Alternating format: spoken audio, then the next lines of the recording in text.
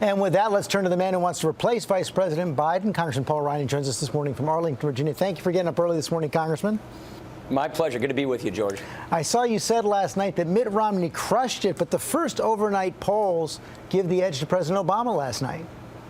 Well, look, the reason I think Mitt Romney won this debate is because Americans, again, saw a leader with a plan to grow the economy and create jobs. The president couldn't justify his record. He couldn't justify his record on deficits, on job creation. And what Mitt Romney offered was his very specific plan on how to get the country growing and creating jobs again. But as Vice President Biden just pointed out, at least he said that Mitt Romney didn't offer one specific idea of how he's going to pay for those plans.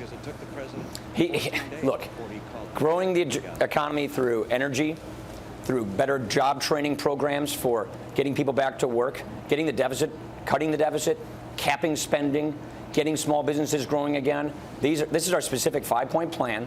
These are bipartisan ideas that have worked before. We're going to do them again. And there's specific ideas on how we get off the path that we are on right now to get this economy growing and creating jobs. And that's what people saw. They saw a leader with a proven track record of bringing people together, getting things done, creating jobs. And that is exactly why I think Mitt Romney, again, won this debate. The moment getting so much attention last night, that moment where both candidates talked about the attack on our consulate in Benghazi.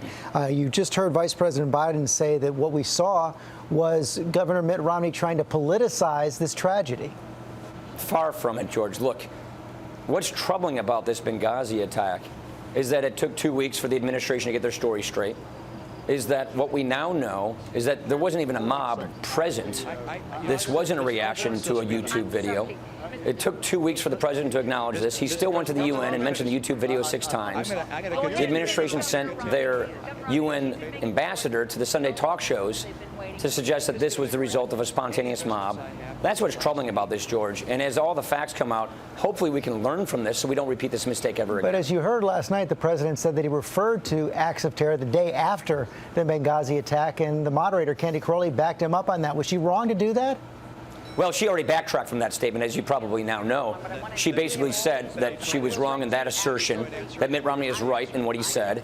And look, nobody believed at that Rose Garden speech that the president was suggesting that that particular attack was an act of terror. The direct quote from the president, "No acts of terror will ever shake the resolve of this great nation." Right. It was a passing comment about acts of terror in general. It was not a claim that this was the result of a terrorist attack. Why else, if that was the case, George, then why send Susan Rice out 4 days later to say this was the result of a spontaneous mob reacting to a YouTube video? Why go on The View? Why go on these other shows and not say the same thing? Look, that doesn't even hold water. What's troubling about this is that as we learn more about it, these facts just don't add up. That's why we need to get to the bottom of this so we can prevent something like this from happening again. Did President Obama undo the damage from the first debate last night? Well, look, he had obviously most people think he had a pretty bad performance the first time. So we knew he was going to change his tactics coming out in this debate. And now that they've had a chance to cut through the clutter of these 30-second ads and see the kind of leader and man that Mitt Romney is, it's a very clear choice.